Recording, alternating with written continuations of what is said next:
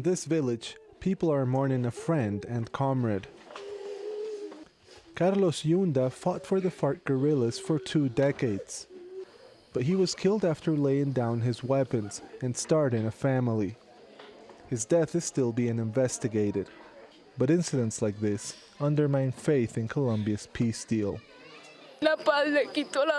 The peace deal cost him his life. It took his smile away and the chance to see his children grow up and prosper. He will never see that. According to the UN, more than 120 former Farc rebels have been killed since the peace deal was signed in 2016. Some in revenge for crimes committed during the war. Others have been killed for back-end social projects that go against the interests of drug trafficking organizations. We may have given up our weapons, but we are still targeted by groups that oppose the peace deal. They are trying to silence us, and they are trying to stop social changes in Colombia.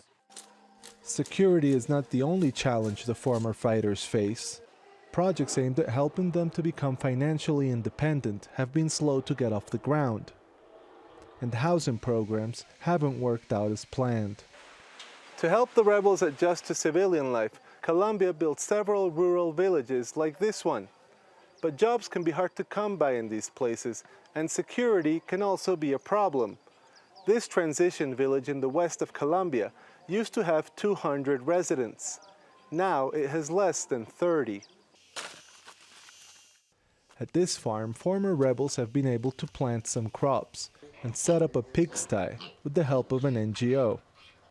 During his final days, Carlos Yunda also worked in these fields. What happened is terrible. I know 6 former fighters have been killed, and I live with the fear that I could also be killed. I just hope we can be allowed to do our work and focus on the present. Despite the threats and modest financial support, this group of former rebels has decided to stick with the peace deal. But hundreds have reportedly joined criminal groups as they lose faith in the transition to a new life. Manuel Rueda, TRT World, Cauca, Colombia.